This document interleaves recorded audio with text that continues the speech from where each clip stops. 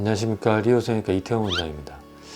오늘 시간에는 이제 코 성형에 있어서 수술 말고 다른 시술에 의해서 이제 효과를 볼 수 있는 것에 대해서 장단점과 좀 주의해야 될 점에 대해서 설명을 드릴게요. 요즘 저도 하지만 실로 많이 하잖아요. 근데 그 실을 이제 이 비주 쪽에, 코 기둥 쪽에 실을 이렇게 수직으로 넣어요. 아니면 또 콧대에 이렇게 실을 넣기도 하거든요. 근데 지금 이제 흔히들 그 코 비주 쪽에 넣는 거는 실이 종류가 여러 가지가 있어요. 그거는 그 강도에 따라 다르고 흡수되는 속도에 따라 다른 거예요. 그러면 제가 이제 코 수술을 하지만 코 수술은 하기 싫고, 또 요즘 아시겠지만 필러는 다 하잖아, 그죠? 필러는 이제 여러 부분 하게 되고, 근데 이제 실은 결국 수술이 겁이 나고, 그런데 코끝 자체는 필러를 안 되니까 좀 효과를 보고 싶다. 그럴 때 실을 한단 말이에요. 그러면 그 실도 이제 잘 고려해야 될 게, 내가 절대 수술을 하지 않은 예정이 없다. 그러면은 굳이 안 녹는 실을 써도 된단 말이에요. 그렇지만 제 경험상 코 실로 시술을 하고 나중에 수술 넘어간 분들도 되게 많으시거든요. 마음이 바뀌는 거예요, 생각이.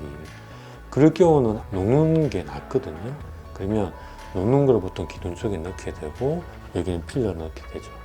근데 문제가 되는 건 뭐냐 하면, 너무 오래 장기간 유지가 되는 실을 코 기둥에 쓰게 된 경우에는 이게 실이 좀 삐져나온다든지, 아니면 그 안에 흉터 조직을 일으켜서 좀 안 좋을 수가 있고, 그리고 콧대에 만약 실을 넣게 되면 이거는 조금이라도 남게 되면 제거하기가 되게 힘들어요.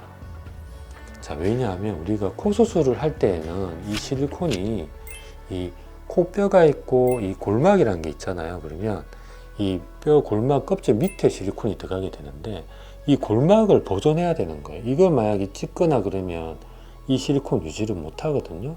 근데 실은 이 골막 바깥에 이렇게 실이 있게 돼요. 그러면 이 실을 나중에 제거한다는 거는 말이 안 되는 거죠. 그리고 실이 6개월 정도 되면 흡수가 된다고 하지만, 사람 피부의 성상이라든지 이 두께라든지 아니면 이제 압력에 따라서 더 오래 남은 분도 되게 많이 계세요. 심지어는 몇 해 전에 이제 영구적인 실이죠. 안 녹는 실을 이 코 대 쪽에 넣는 경우가 되게 많았어요, 서울 쪽에. 근데 그게 나중에 딱딱해지는 거예요. 딱딱해지고 그걸 제거하려고 하니 그것만 또 뺄 수가 있나? 안 되죠. 그러니까 이 실이 주변 조직하고 뭉쳐져 있으면 흉터살이 있고, 그 살을 같이 떼내야 된단 말이에요.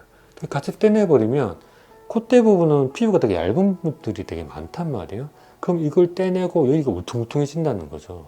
그래서 이 콧대 쪽은 실을 안 넣는 게 좋다. 나중에 수술을 할 것 같아요. 그게 절대로 해서는 안 된다, 이건 아니에요. 아니지만 일단 가장 중요한 거는, 과연 내가 이 실을 놓고 나서 나중에 수술을 할 계획이 있나 없나, 그거에 따라서 이 시술도 바뀌어지는 거예요. 그러면 나중에 수술을 하더라도 부작용 없이 수술을 할 수 있는 그런 시술을 해야 된다는 거죠.